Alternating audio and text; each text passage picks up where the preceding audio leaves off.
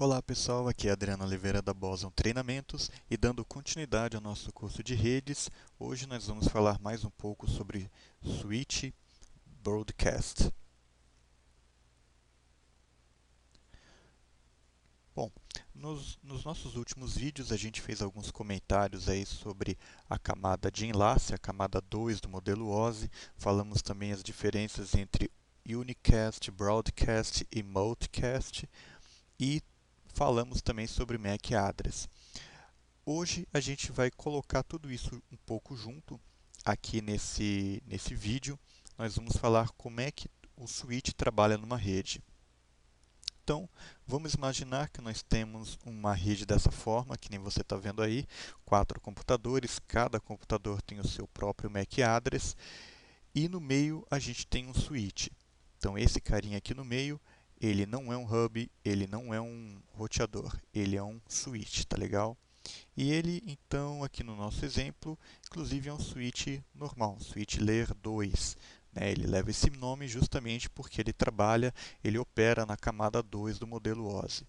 E vamos supor, então, que nós temos esses 4 computadores, eu vou chamar isso aqui de A, B, C e D. Bem criativo.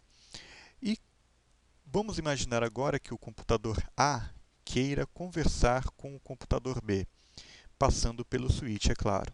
Então, neste momento, se o computador A não sabe quem é o computador B, ele manda para a rede um broadcast, né, usando um protocolo chamado ARP. Né? A gente vai falar sobre esse protocolo num vídeo só sobre ele. Mas aqui está ele, né, o ARP, Address Resolution Protocol. Quando ele manda esse recado pela rede, ele vai perguntar então quem que é o computador B. E o computador B vai responder.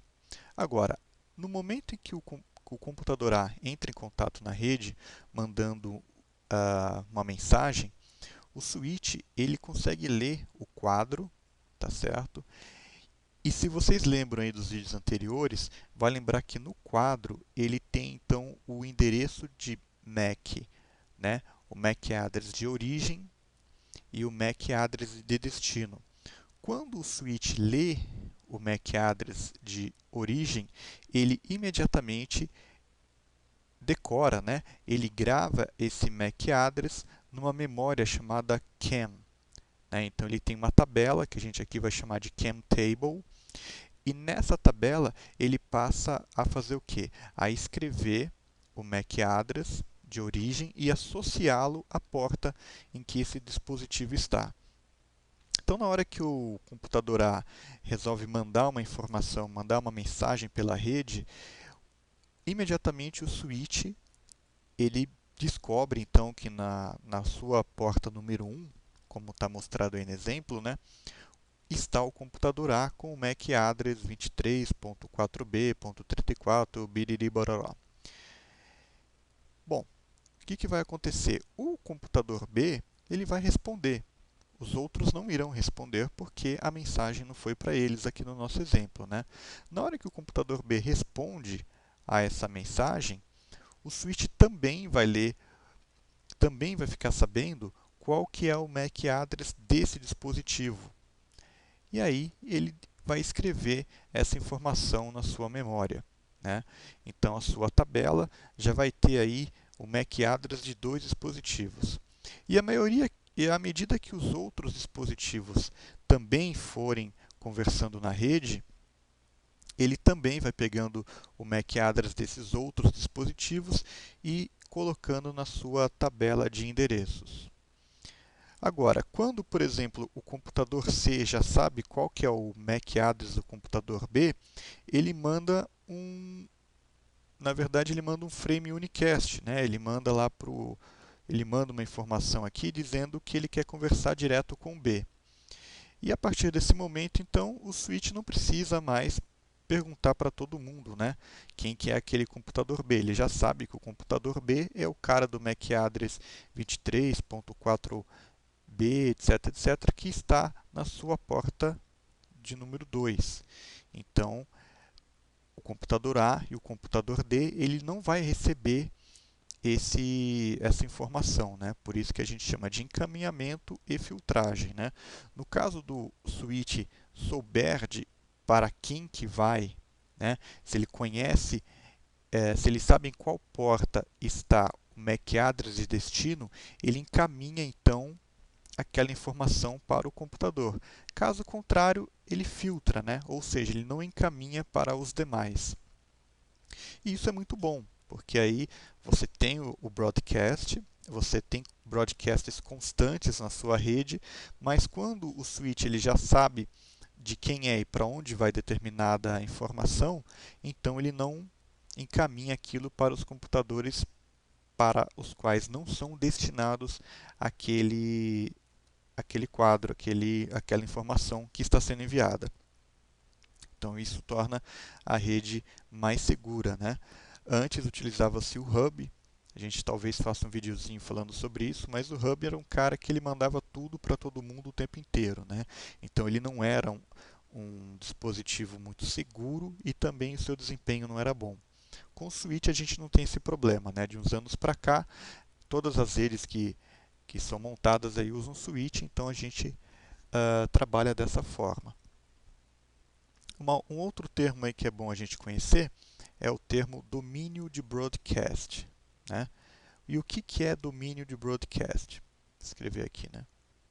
O domínio de broadcast é até onde chega o broadcast, né? O que significa?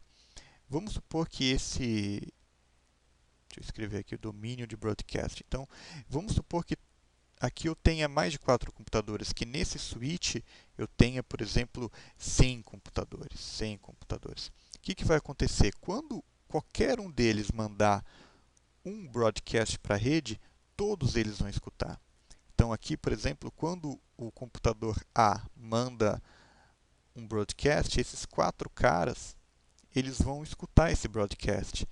E se esse switch fosse um switch, por exemplo, de 48, 96 portas, ou de repente se tivesse um outro switch ligado nesse, todos esses computadores que estivessem nesse momento iam escutar esse broadcast, né? Então, você pode imaginar assim que o broadcast, né, que o domínio de broadcast, ele é até onde vai todos os é até onde chega o broadcast, até onde chega essa mensagem. Se você tem um switch com 96 portas, né, e esse switch em sua configuração padrão, ele vai mandar o broadcast, né, de uma das máquinas para as outras 95 portas. E este então é o seu domínio de broadcast. Na próxima aula a gente vai falar sobre VLAN, que é uma forma de reduzir os problemas que acontecem quando a gente tem muito broadcast na rede. Tá legal? E só por curiosidade eu abri aqui o analisador de protocolo, o Wireshark. Você pode baixar o Wireshark gratuitamente também, mas só para mostrar aqui, né? Então, essa não é uma aula sobre o Wireshark, eu abri mesmo só por curiosidade, mas só para vocês darem uma olhada nisso, né? Então aqui eu tenho meu protocolo ARP. Então se a gente der uma olhada aqui, olha só, ele está mostrando o endereço de origem, tá? O endereço de destino, usando o protocolo ARP. E olha só que legalzinho, né? Ele está perguntando assim: quem tem o endereço 192.68.3? Responda para 192.68.1. Né? Então, este é isso que a gente explicou mais ou menos aqui no nosso vídeo. Né? Aqui, então, ele mostra de novo, isso aqui seriam as informações da camada 1, que é a informação da camada 2, né? E ele mostra aqui ó, o endereço MAC de destino e o endereço de origem. Tá certo? Então é assim que o MAC address vai aparecer, né? E é assim que o protocolo ARP trabalha, né? Então, eu não vou salvar aqui. Então ele sempre vai fazer essa pergunta, né? Quando um dispositivo quiser falar na rede, ele vai usar o protocolo ARP para perguntar, né, se aquele dispositivo está na rede. Mesmo que, né, só para terminar, mesmo que, por exemplo, esse cara aqui, o computador D, ele mande a informação de quem é o MAC address de destino, com quem que ele quer falar. Então, isso seria um quadro unicast, né? Mas se o switch ainda não sabe, ainda não descobriu quem é esse endereço destino com quem ele quer falar, então o switch ele manda um broadcast para descobrir, tá? Aí aquele que responder entra aí na historinha da Chemtable, né? À medida que o pessoal vai respondendo, ele vai lendo o endereço MAC de origem e vai colocando aqui na memória dele quem é quem e que porta ele está.